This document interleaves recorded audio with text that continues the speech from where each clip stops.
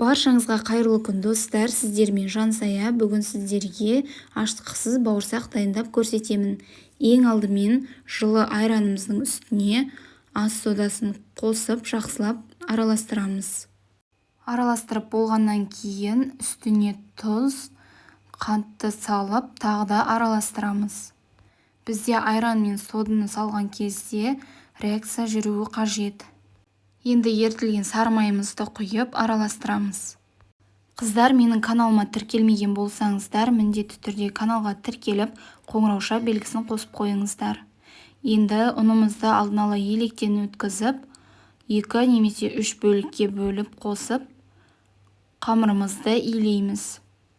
Толық рецепті астына описание бөліміне жазып қалдыратын боламын.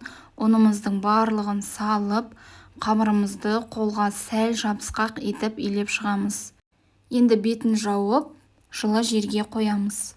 Асығыс болсаңыздар 15 минуттан кейін алып жасай берсеңіздер болады, немесе 30 минутта. Жарты сағат өткеннен кейін нанымызды алып, осылай жайып шығатын боламыз. Нанымызды тым жұқа етіп жаймаңыздар, орташа қалыңдықта жайып шығамыз. Енді өз қалауыңыз бойынша домалақ немесе осылай 4 бұрышты пішінде кесіп алсаңыздар болады. Біз енді осы кезде бауырсақтарымызды кесіп жатқанда майымызды алдын ала қыздырып бастаймыз.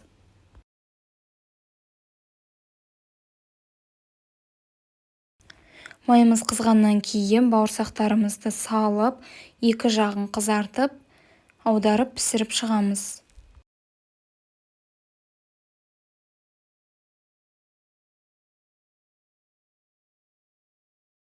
Екі жағын бірдей қызартып, пісіріп аламыз. Біздің бауырсақтарымыз дайын.